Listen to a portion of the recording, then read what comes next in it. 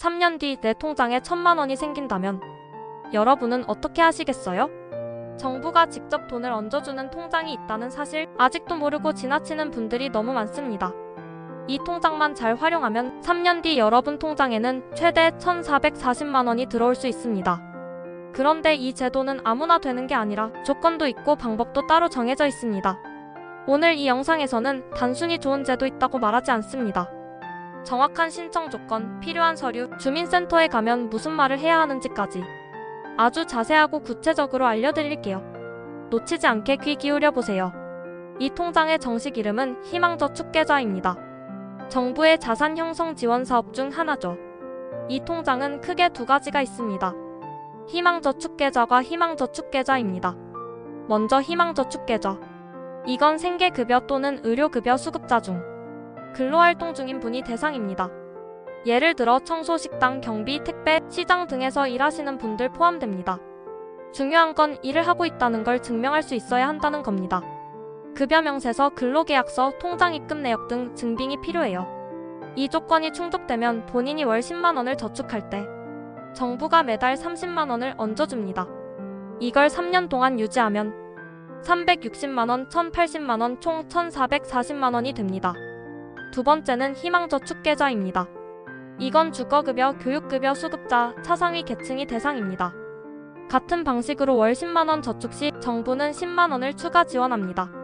3년 뒤에는 총 720만 원을 받을 수 있는 구조입니다. 자, 그럼 신청 조건을 아주 세세하게 설명드릴게요. 희망저축계좌 조건 정리. 1. 생계급여, 의료급여 수급자. 2. 현재 근로 중인 상태, 일용직, 단기 알바도 포함. 3. 자산 기준 충족, 대부분 1억 6천만 원 이하. 4. 본인 명의 통장, 신분증, 근로증빙 서류 필요. 희망저축계좌 조건.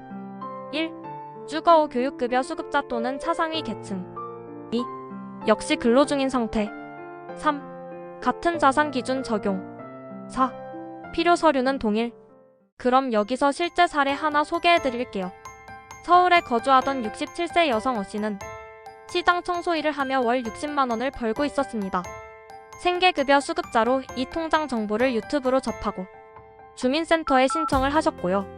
현재는 2년 3개월째 저축을 유지 중이고 총 수령 예정 금액은 1,440만 원입니다. 어차피 내가 저축해도 10만 원밖에 안 되는데 정부가 그 3배를 더 얹어주니 너무 감사하다고 하셨습니다. 신청을 어디서 할 수 있을까요? 거주지 주민센터 읍면동에서 직접 신청. 복지로 홈페이지 www.bokjiro.go KR에서도 신청 가능.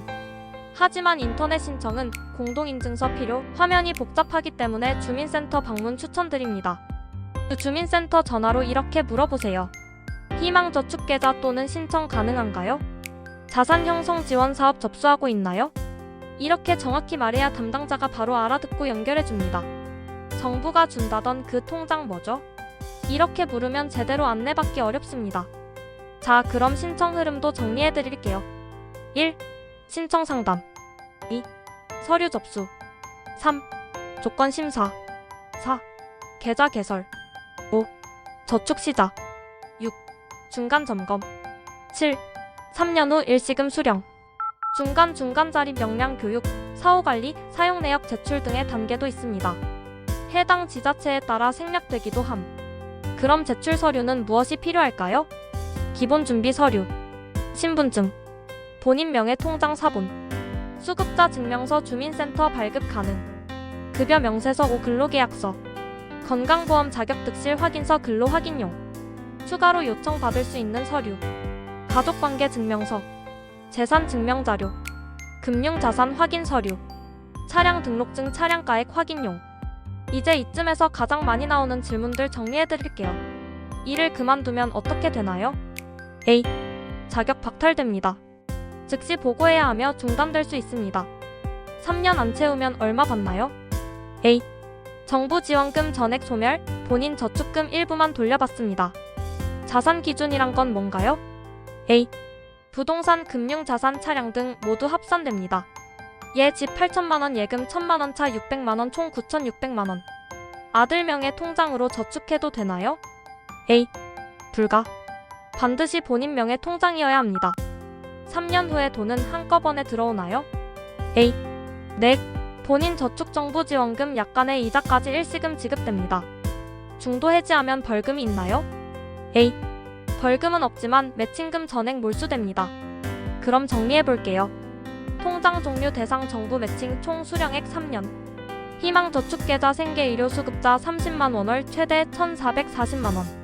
희망저축계좌 주거교육수급자 차상위 10만원 월 최대 720만원. 이 통장은 단순한 저축이 아닙니다. 정부가 직접 도와주는 자산 형성의 기회입니다. 제가 드리고 싶은 마지막 조언은 이거예요. 몰라서 못 받는 사람이 가장 억울한 겁니다. 이걸 지금 아셨다면 이미 반은 준비되신 겁니다. 조건에 해당되신다면 지금 바로 주민센터에 전화해보세요. 희망저축계좌 신청하려고 합니다. 지금 접수 중인가요? 이렇게 물어보시면 담당자 연결 후 자세히 안내 받으실 수 있어요. 가족이나 부모님이 대상이라면 꼭 알려드리세요. 모르고 지나치면 그 기회는 다시 안 올 수도 있습니다. 좋아요, 구독 눌러주시면 매일매일 이런 시니어 복지 정보 빠르게 전달해드릴게요. 이 통장 하나 여러분의 3년 뒤를 바꿀 수 있습니다.